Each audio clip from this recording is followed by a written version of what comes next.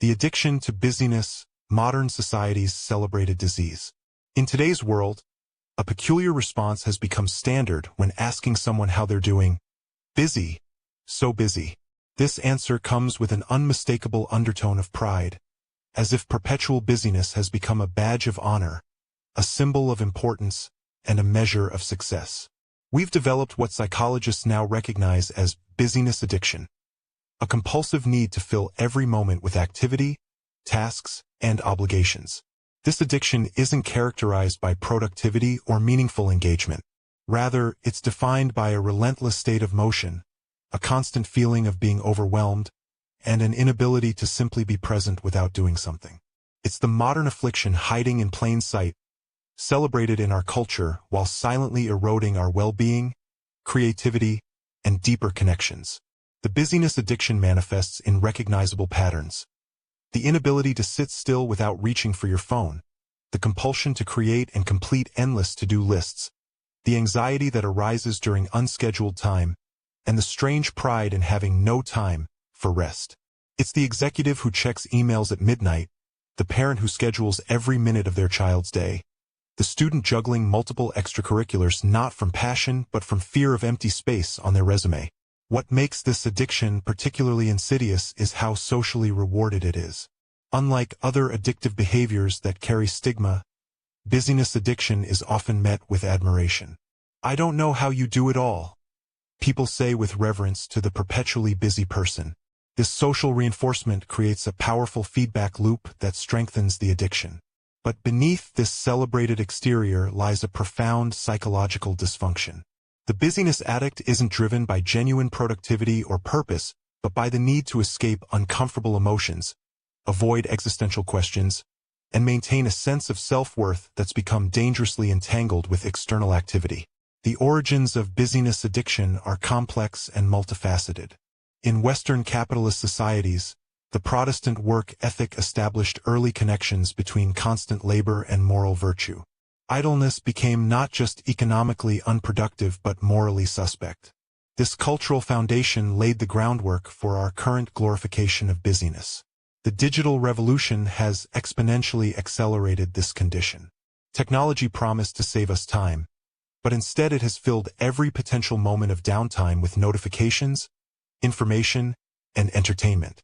Our devices have become both the enablers of our busyness addiction and the means through which we measure our social and professional worth. Social media platforms have created additional pressure by showcasing curated versions of productive, busy lives.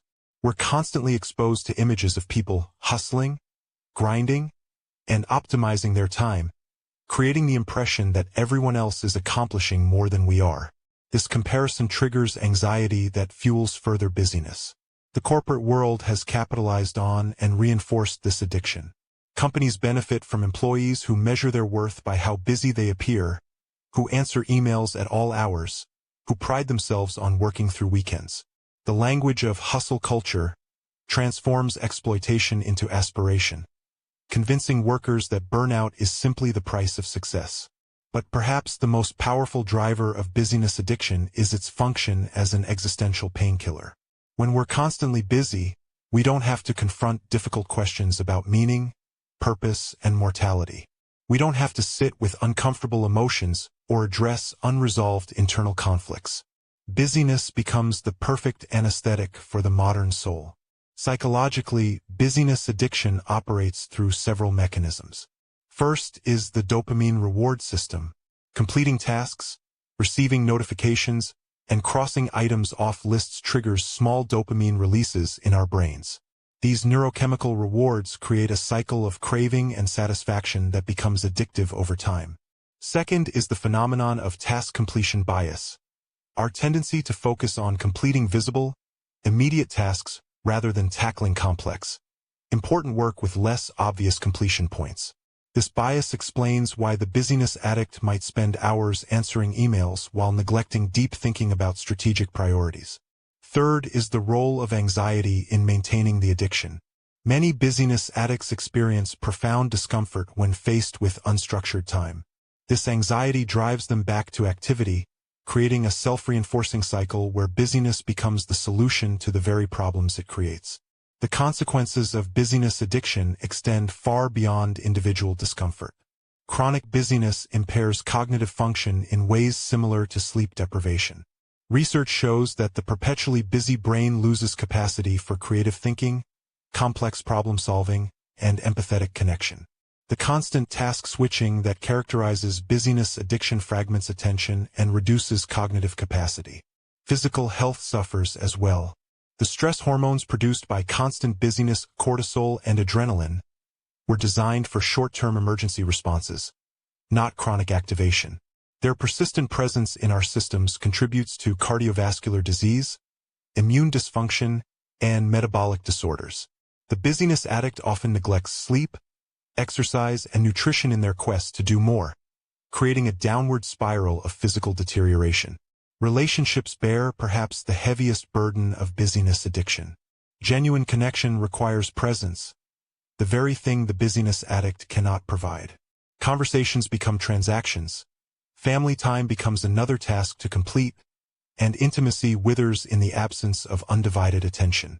Children of busyness addicts learn that achievement matters more than presence, perpetuating the cycle into the next generation. Creativity and innovation require what neuroscientists call the default mode network, a brain state that activates during rest and mind wandering. This network is essential for connecting disparate ideas, developing insights, and engaging in the kind of nonlinear thinking that produces breakthrough solutions. The busyness addict, by never allowing their mind to wander, effectively shuts down this essential creative capacity. Spiritually, busyness addiction creates a profound disconnection. Across wisdom traditions, practices of stillness and contemplation are considered essential for connecting with deeper meaning. Whether through meditation, prayer, or simple presence in nature, spiritual traditions emphasize the necessity of stepping outside constant doing. The busyness addict, unable to tolerate stillness, remains cut off from these dimensions of experience. The professional consequences are equally significant. Despite the appearance of productivity, busyness addiction often leads to diminishing returns. Studies show that beyond a certain threshold, usually around 50 to 55 hours per week, additional work time produces no additional output and eventually leads to negative returns as mistakes increase and creativity diminishes. The busyness addict works longer but accomplishes less of what truly matters. Perhaps most tragically, busyness addiction prevents us from defining success on our own terms. When we're caught in the cycle of constant activity, we don't create space to question whether our busyness aligns with our deeper values and aspirations. We become reactive rather than intentional, driven by external expectations rather than internal purpose. The path to recovery from busyness addiction begins with recognition. Like any addiction, the first step is acknowledging the problem, understanding that constant busyness isn't a virtue but a compulsive behavior that's diminishing your life. This recognition requires honesty about the emotional functions busyness serves and the fears that arise when contemplating a less frenetic existence. Next comes the challenging work of creating boundaries. This means setting limits on work hours, technology use, and commitments. It means learning to say no without guilt and recognizing that every yes to an activity is a no to something else, often to rest, relationships, or reflection that would ultimately serve you better. Developing mindfulness is essential for breaking the busyness cycle. Mindfulness practices train the brain to be present without immediately seeking stimulation or activity. Even brief periods of mindful awareness, focusing on breath, bodily sensations, or immediate sensory experience, begin to create tolerance for being rather than doing. Strategic rest must be incorporated into daily life. Rest isn't merely the absence of work but an active state that allows for recovery and integration.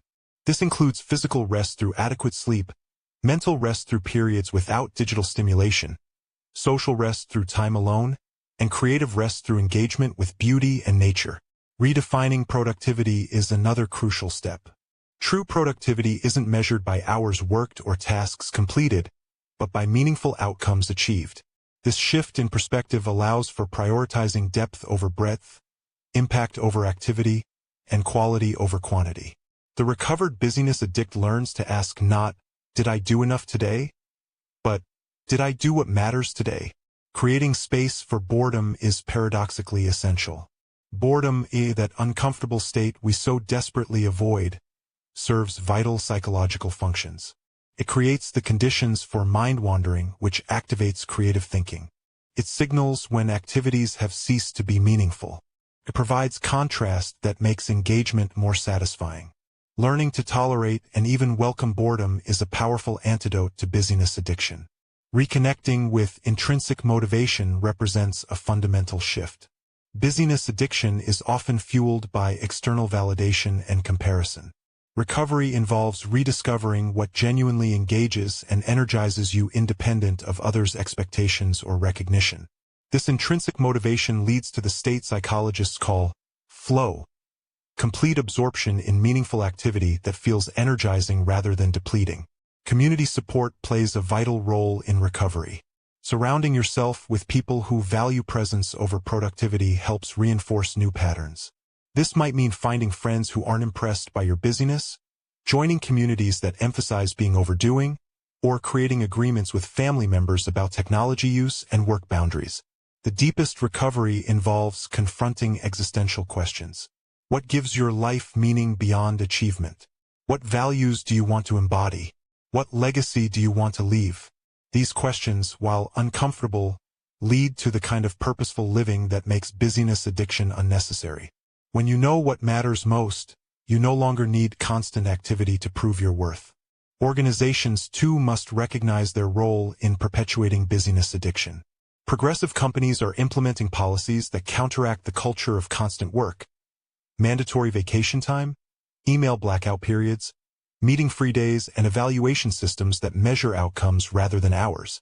These structural changes help create environments where recovery is possible. Educational institutions bear particular responsibility, as many busyness addictions begin during formative school years. Schools that emphasize depth over breadth, collaboration over competition, and well-being alongside achievement help students develop healthier relationships with activity and rest. The media and technology sectors must also acknowledge their role. Design choices that maximize engagement regardless of user well-being actively feed busyness addiction. Ethical design would instead support intentional use, meaningful engagement, and healthy boundaries. The recovery from busyness addiction isn't about doing nothing. It's about creating space for what matters most. It's about distinguishing between purposeful activity that energizes and empty busyness that depletes. It's about reclaiming attention as your most precious resource and directing it with intention rather than reaction. Imagine a life where your worth isn't measured by how busy you appear, where your calendar has white space, where you have time to notice the changing seasons, engage in deep conversation, or simply sit in contemplation. Imagine work that feels purposeful rather than compulsive, rest that feels restorative rather than guilt-inducing, and relationships characterized by presence rather than distraction. This vision isn't about abandoning ambition or productivity. Many of history's most creative and impactful individuals understood the necessity of balancing activity with rest, doing with being. Einstein famously valued his daily walks and violin playing. Darwin took long daily strolls to integrate his thinking. Maya Angelou alternated between periods of focused writing and social engagement. The ultimate freedom comes when we recognize that busyness is not a requirement for a meaningful life but often an obstacle to it. True success isn't measured by how many hours we work, how many emails we answer, or how little sleep we get. It's measured by the depth of our relationships, the impact of our contributions, and the alignment between our daily activities and our deepest values. Recovery from busyness addiction opens the door to a more intentional existence, one where we choose our activities based on meaning rather than habit, where we value quality of attention over quantity of accomplishments, and where we recognize that human beings are not meant to be perpetual motion machines but complex, multidimensional creatures who need both engagement and rest to thrive. The next time someone asks how you're doing, imagine responding not with busy, but with something that reflects genuine presence and purpose. Imagine a culture that celebrates not exhaustion but engagement, not quantity of activity but quality of attention. This shift begins with individual recognition and recovery, but its implications extend to how we structure our organizations, communities, and societies.